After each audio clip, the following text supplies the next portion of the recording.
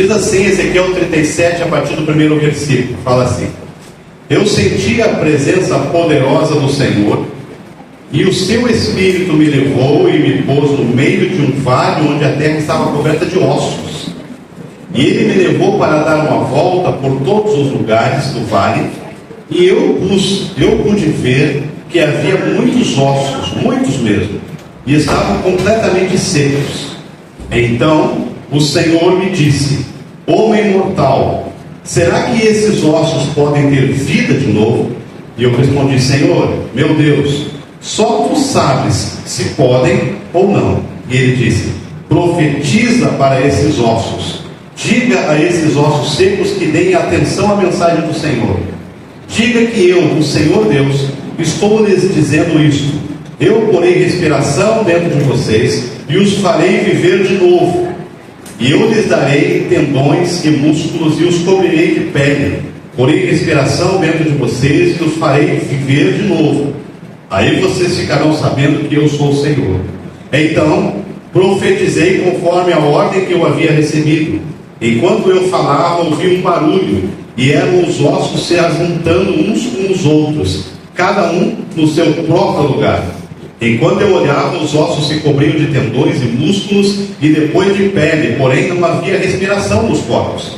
Então o Senhor me disse: homem mortal, profetize para o vento, e diga que o Senhor Deus está mandando que ele venha de todas as direções para soprar sobre esses corpos mortos, a fim de que vivam de novo. Então profetizei conforme a ordem que eu havia recebido. A respiração entrou nos corpos e eles viveram de novo e ficaram de pé, e havia tanta gente que dava para formar um enorme exército. Amém? Amém. Diz isso na sua Bíblia. Fica atento, né? Hoje eu quero, junto com os irmãos, mergulhar em um dos textos mais poderosos das Escrituras, que tem ressoado através de gerações, atravessado séculos de desespero e esperança. E o Vale dos Ossos Secos, retratado aqui no livro de Ezequiel, é mais do que uma simples visão profética, mas é um convite de Deus à transformação radical. É uma convocação de Deus a uma restauração, a uma renovação. E o profeta Ezequiel, aqui no meio do exílio babilônico, ele se viu diante de uma nação, a nação de Israel, uma nação desolada, os membros dessa nação, eles estavam dispersos, e os corações dessas pessoas estavam longe das promessas de Deus, longe das promessas. E o que o profeta presenciou aqui não foi apenas uma visão de morte física, porque ele foi colocado no meio de ossos secos, mas o que o profeta de Deus estava vendo aqui era a morte espiritual, era a morte emocional. É a imagem do que é um homem quando ele se afasta de Deus.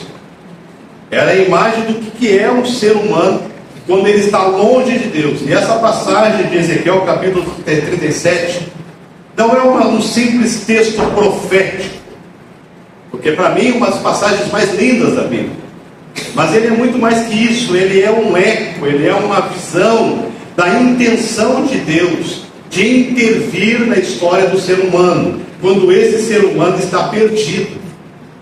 E aqui vai dizer: veio sobre mim a mão do Senhor, e ele me levou pelo Espírito do Senhor, e me deixou no meio de um vale que estava cheio de ossos. Você olhar aqui, Ezequiel não está aqui por vontade própria, ele é conduzido à mão do Senhor. E essa expressão, a mão do Senhor, ela é frequentemente usada para mostrar quando Deus ele toma parte do processo, quando Deus usa a sua autoridade para fazer alguma coisa. E ele pega o Ezequiel e leva para um centro de desolação, para um centro de morte. E o Espírito de Deus, ele posiciona o Ezequiel no meio do vale. Você percebe que Deus não coloca ele à margem para observar, Você percebe aqui que ele coloca ele no centro da morte, no centro da esterilidade, no centro da impossibilidade. Isso aqui já nos revela uma coisa tremenda, porque Deus, ele só pode restaurar aquilo que nós estamos dispostos a encarar. Deus, ele não pode restaurar aquilo que a gente não quer mexer. Deus não pode restaurar aquilo que nós não queremos tocar. E vale aqui no original, ele se refere a uma depressão, um lugar baixo, onde normalmente estavam os sepulcros, onde normalmente estavam os cemitérios. E esse lugar é símbolo de humilhação, é símbolo de queda, é símbolo de desespero, porque o oposto disso, os lugares altos, era onde eles ofereciam sacrifício. Mas aqui, tudo que resta são vestígios de um povo, do povo que era o povo de Deus, que foi morrendo, que foi se afastando, que foi tomando atitudes próprias. Aqui não tem ruínas recentes, são apenas ossos, excessivamente secos. E o texto aqui ele vai enfatizar a condição terminal, ele vai enfatizar aqui a condição completa, a ausência de vida, não apenas de vida física, a vida que nós temos, mas ele está aqui revelando uma coisa mais histórica, mais relacional. Ele está falando de uma vida mais espiritual. É quando o homem ele está longe de Deus. É quando o homem, por suas próprias escolhas, ele se tornou seco, muito seco. Ezequiel era um sacerdote que foi tornado profeta em um tempo em que o templo já havia sido destruído, e a nação estava no cativeiro, e o povo estava desmoralizado, o povo estava dominado. E Jerusalém ele havia sido totalmente devastada, a identidade nacional. É interessante porque Neemias ele vai citar dizendo que as portas da cidade estavam destruídas, os muros da cidade estavam destruídos. Uma cidade que tinha os muros destruídos era uma cidade que tinha perdido a sua segurança, porque os muros eles simbolizavam a segurança da cidade. Então eles construíam muros imensos ao redor daquela cidade, mostrando a sua capacidade de estar seguro. Mas aí Neemias vai dizer que também as portas da cidade estavam destruídas. As portas de uma cidade, elas simbolizavam a honra daquela cidade. E é por isso que as portas eram de ferro, eram enormes, eram majestosas, cheias de decorações, de esculturas, porque aquelas portas simbolizavam a honra. Então o povo de Israel aqui nesse vale, eles estavam com a sua segurança destruída, eles estavam com a sua honra destruída. É assim como fica quando nós nos afastamos de Deus. É assim que fica quando nós tomamos escolhas que não são as escolhas de Deus. E esse não era apenas um lamento de Deus. Aqui era uma confissão de rendição. Quantos de nós hoje, quantas pessoas hoje vivem nesse mesmo estado que o povo de Israel estava vivendo? Quantos olham para as suas vidas, olham para os seus lares, olham para as suas finanças, olham para os seus filhos, para os seus casamentos, olham para os seus sonhos e só conseguem ver ossos secos? Quantos foram levados pelo tempo, pelas perdas, pelo pecado, pelas frustrações, para um vale onde tudo que resta é memória do que um dia foi vivo? E essa passagem, embora ela tenha nascido no exílio babilônico, ela fala com uma precisão cirúrgica, ela fala a nossa alma pós-moderna. Pessoas conectadas virtualmente, nós estamos muito conectados o tempo todo, mas as pessoas estão mortas emocionalmente. É uma vida online, famílias sobre o mesmo teto, mas sem unidade, homens e mulheres com aparência de sucesso, mas espiritualmente desolados. E nesse cenário de exaustão espiritual, Deus ele não envia Ezequiel para construir um altar. Deus, ele não envia o Ezequiel para liderar um exército. Não. Deus, ele envia Ezequiel para proclamar a sua palavra. Porque a restauração de Deus, ela não começa com força humana. A restauração de Deus, ela não começa com o tamanho do meu conhecimento, tanto bíblico como secular. Ela não começa com estratégias. A restauração de Deus, ela não começa com performance, mas ela começa com a revelação da palavra, acompanhada pelo próprio sopro do Espírito de Deus. Porque a própria palavra vai dizer que o Evangelho é o poder de Deus. E assim, meu irmão e minha irmã, se você hoje está se sentindo em um vale, você precisa saber que isso não significa que Deus abandonou você.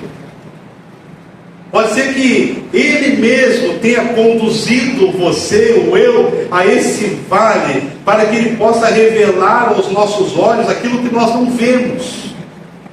Para que Deus possa, de alguma forma, através do vale, nos mostrar coisas que o nosso coração não está vendo.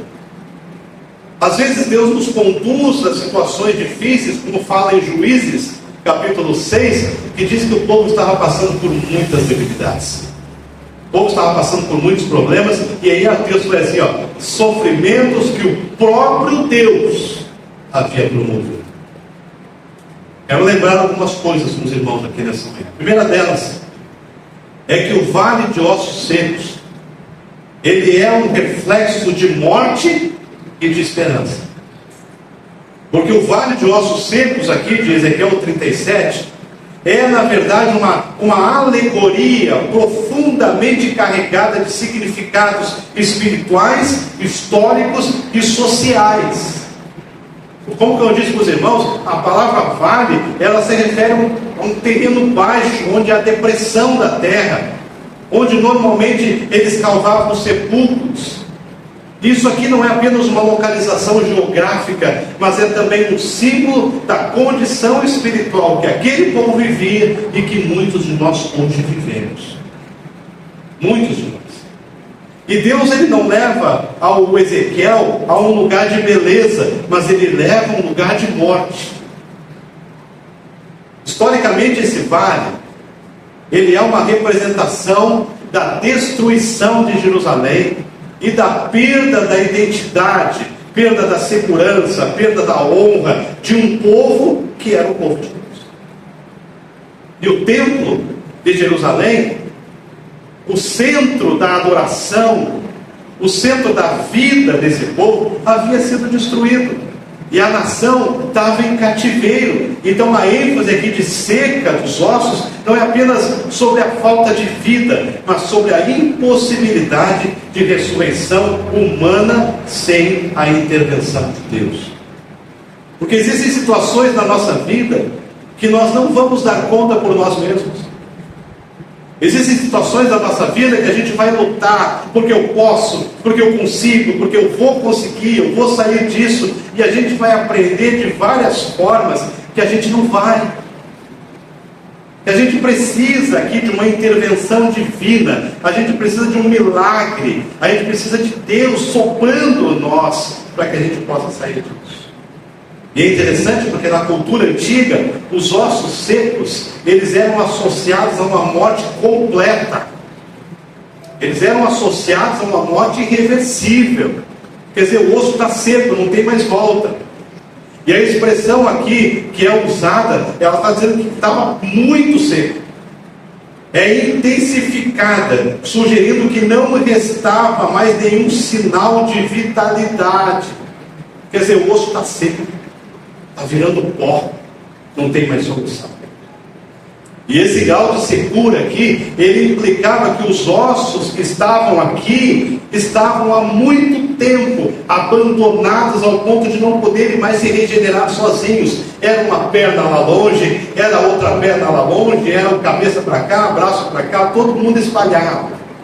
E essa imagem aqui ela vai ressoar profundamente nos tempos modernos, onde as pessoas vivem como se estivessem num vale de ossos secos, com a agitação do mundo, com suas crises econômicas, crises relacionais, crises espirituais, muitos experimentando a sensação de estarem num vale de ossos secos, como se as suas vidas estivessem secas e fragmentadas, onde famílias muitas vezes dilaceradas por conflitos, distanciamento emocional, vivendo o maior dos divórcios.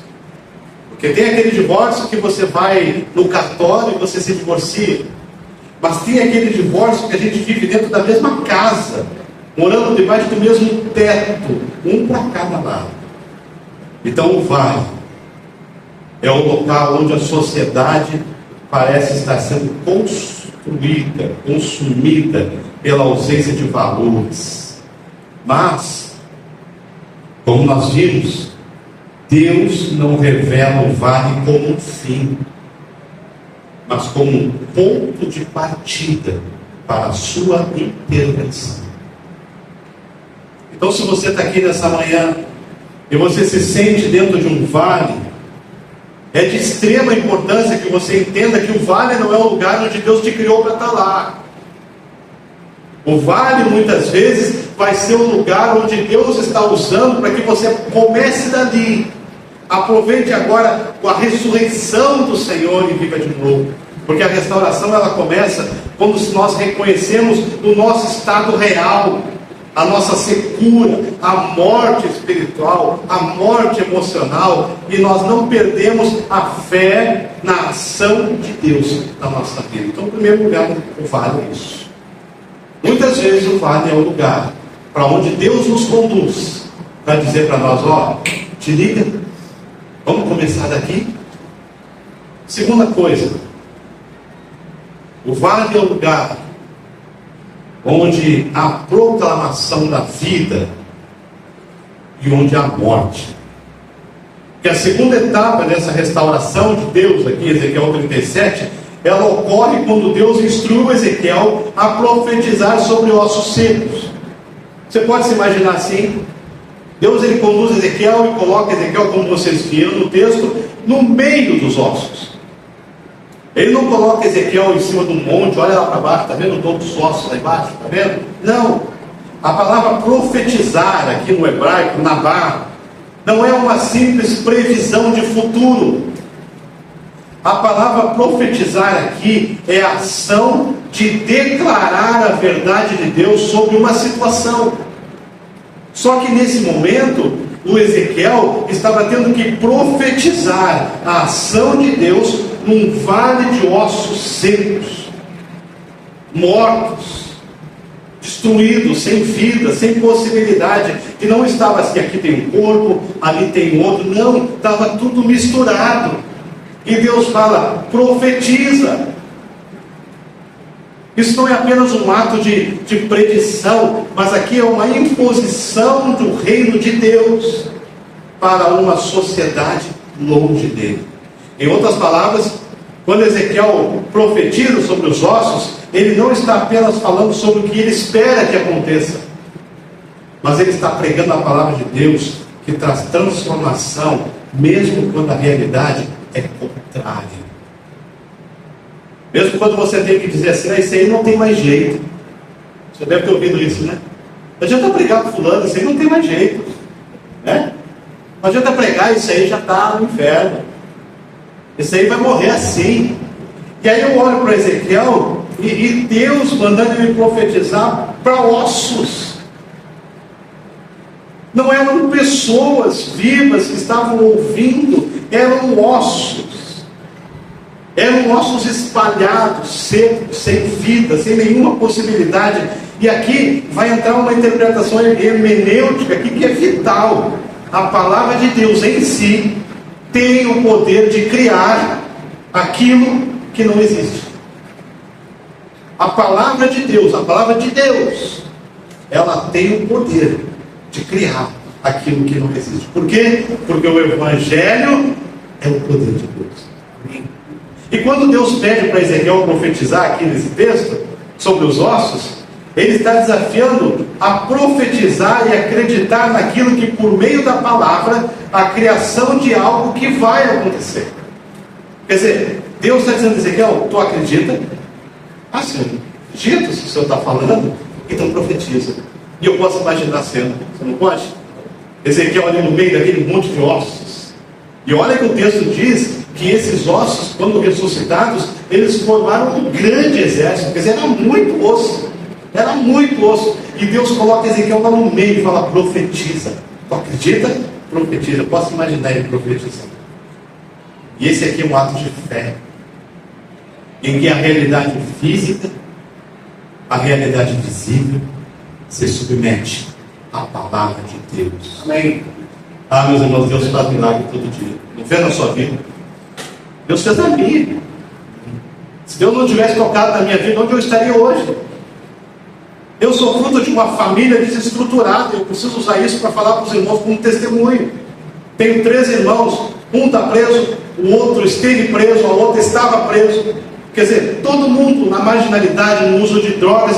E Deus vem e me resgata do meio disso tudo. Porque eu sou melhor? Não. É porque eu entendi que eu era o pior. E Deus, Ele reconstrói aquilo que você está disposto a entregar para Ele. E esse vale aqui implica não apenas falar, mas também de encher de autoridade a palavra que foi proferida, de tal forma que Ele provoca aqui o cumprimento daquilo. Já pensou? Deus coloca você lá no meio do cemitério e fala assim, profetiza, só tem morto aqui. E aí você profetiza, daqui a pouco começa a levantar um morto ali, você já fica meio assustado, aí levanta outro morto aqui, outro morto lá, daqui a pouco não tem mais cemitério, porque a palavra de Deus ressuscitou, e Deus pode, não pode? Se Deus pega um monte de osso e fala, daqui a pouco vem uma mão voando lá, para ligar naquele corpo ali, vem outro pé para ligar nesse, e foi assim. Se você olhar o texto, foi assim. Quando Deus começou a reconstruir, não estavam os ossos juntos, então os ossos vieram, vem um osso para cá, se une, é que nem a armadura do Homem de Ferro, né? Ele fazia assim, via as partes, e começou, e foi assim, está aqui no texto, porque Deus pode, não há impossível para o Senhor. Isso aqui é um exemplo clássico do princípio de que a palavra de Deus, ela não volta vazia, como está lá em Isaías 55, mas ela cumpre o propósito para o que ela foi enviada. Essa é a palavra de Deus que resgatou você, que resgatou a mim, que resgatou possivelmente quem está assistindo depois da internet. Deus reconstrói tudo aquilo que eu estou disposto a entregar para Ele. Tudo aquilo. Então hoje, isso aqui implica em nossa vida de maneira muito clara, porque muitas vezes a tendência humana é se conformar com aquilo que a gente vê. Quer dizer, eu me conformo com aquilo que eu vejo ao meu redor. Eu me conformo com as dificuldades, eu me conformo com os obstáculos, eu me conformo com as tristezas, eu me conformo com as impossibilidades, e então eu estou conformado, vai ser assim mesmo, então vamos viver a vida até morrer.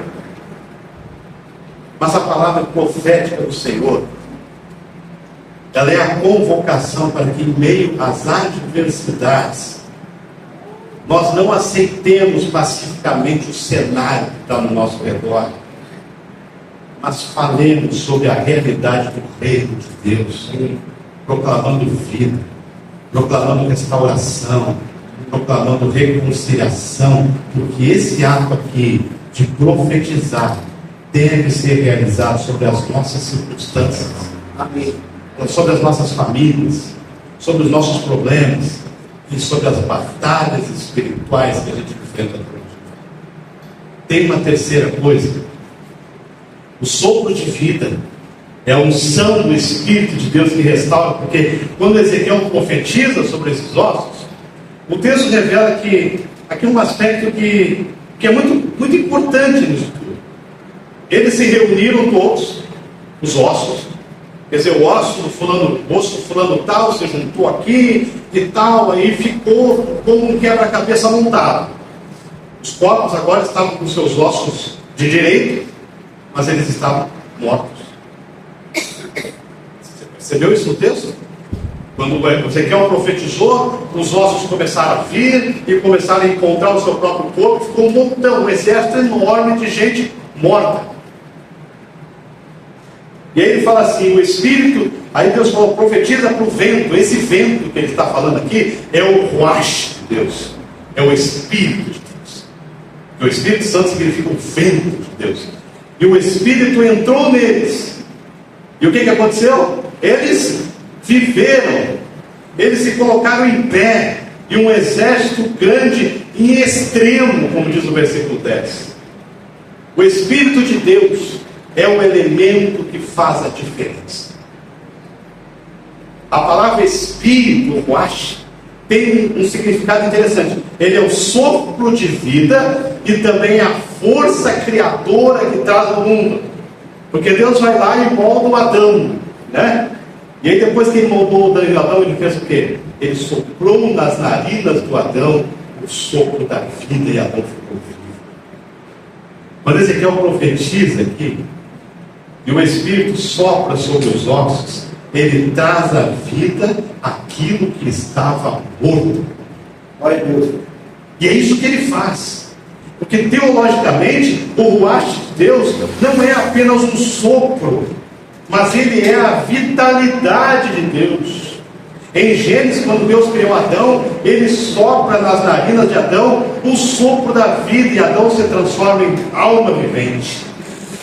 Meus irmãos, eu preciso dizer para você o seguinte: tem muita gente que está viva, muita gente que está andando aí pela rua, muita gente que às vezes vem na igreja, muita gente que vive aí pela vida e tal, mas que ainda não experimentou o sopro do Espírito. Porque quando o sopro do Espírito acontece, aí nós somos novas criaturas. Aquilo que estava destruído se torna vivo. Aquilo que estava desmoronando volta à forma. Aquilo que estava morto volta. Porque essa é a visão, e essa visão aqui ela está repleta de simbolismos. O sopro do Espírito, ele traz a restauração nossa, não só a vida. Ele não traz só a vida, mas o sopro do Espírito, ele traz também de volta o seu senso de missão. Missão. Deus fala para Ezequiel: você não está aqui para pregar. Você imagina Deus batendo esse papo com Ezequiel: você não está aqui para pregar. Senhor, o Senhor me chamou, eu sou profeta do Senhor. Então fala o seguinte: prega. Olha, para quem, Senhor? Para esses ossos.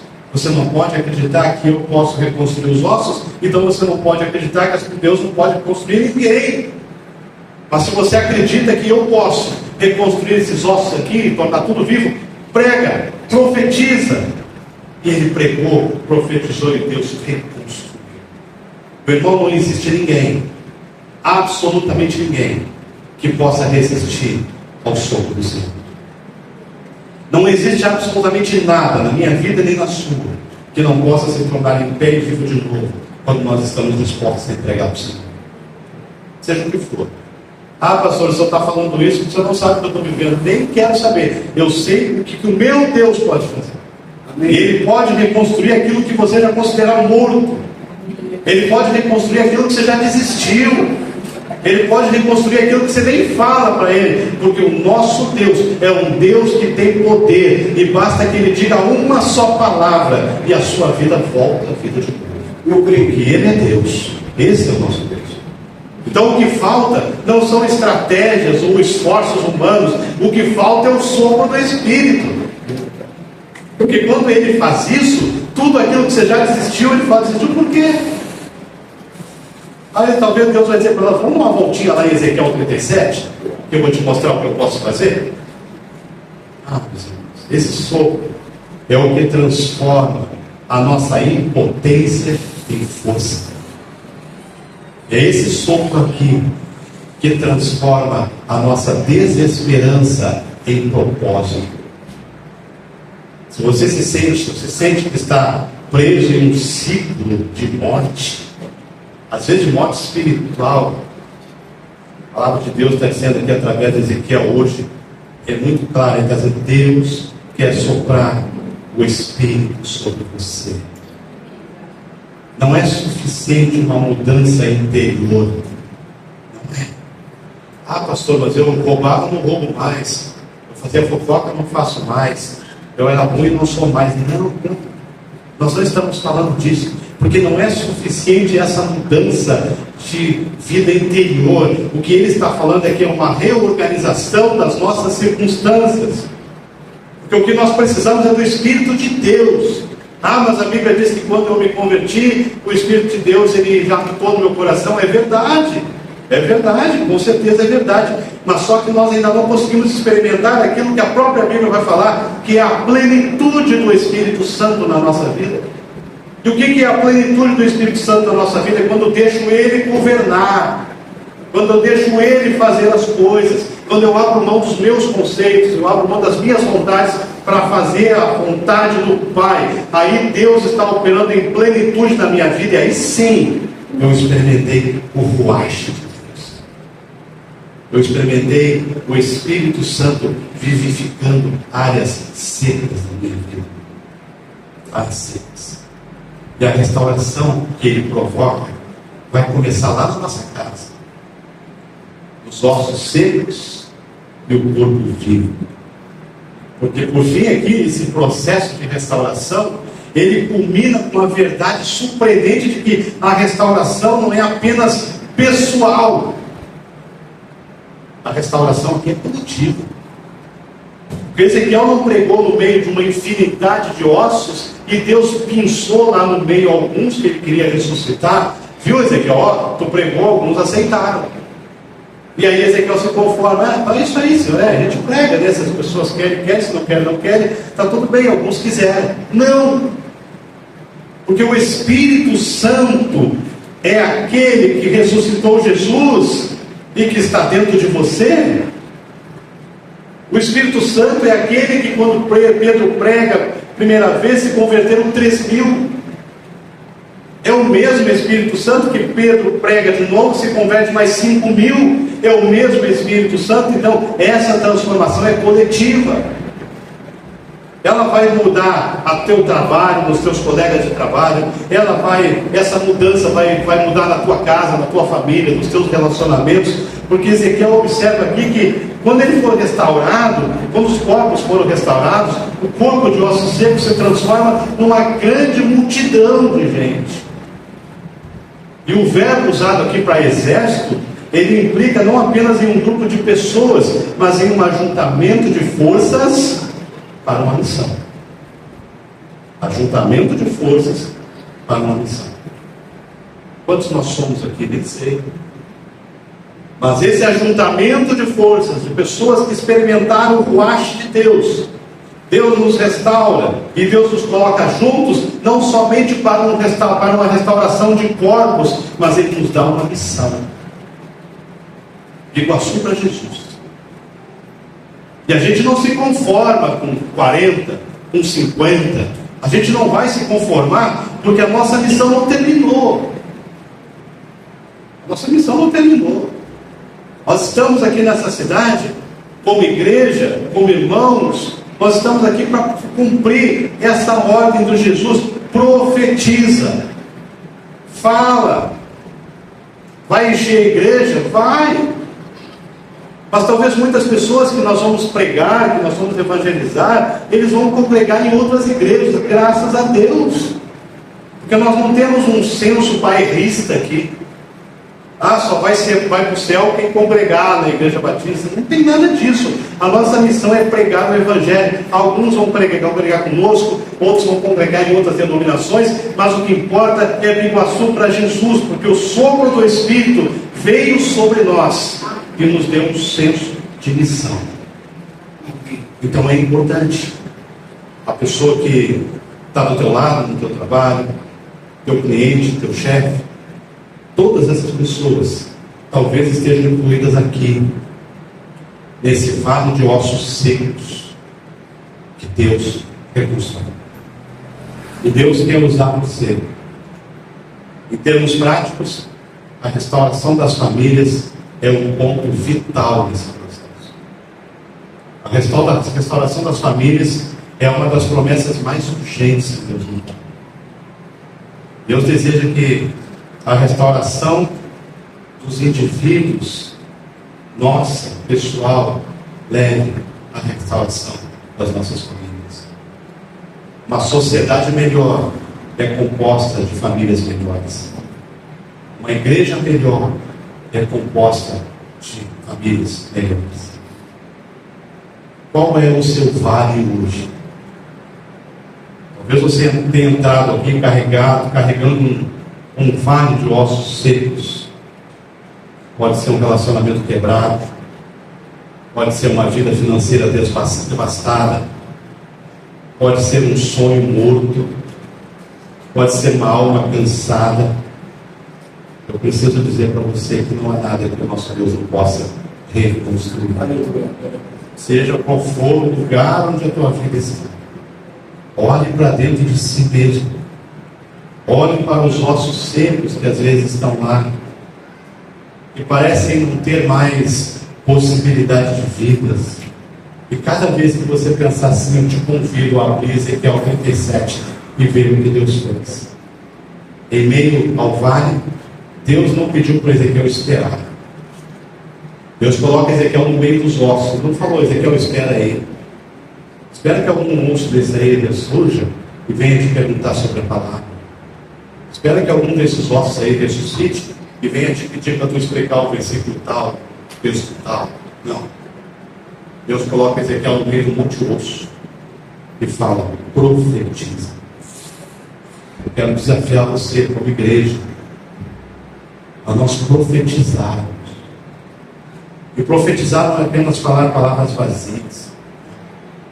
Profetizar é confiar na palavra de Deus e falar dela sobre as áreas da vida das pessoas que estão mortas. Aquelas áreas do teu vizinho que você vê, a família está morta. Morta no sentido espiritual. Os sonhos estão mortos. A vida financeira está morta. Você vai chegar e vai dizer, Deus pode reconstruir a tua casa. Porque Deus reconstruiu a minha. Então Deus fez os nossos se reunirem, mas eles tomaram vida quando o Espírito entrou.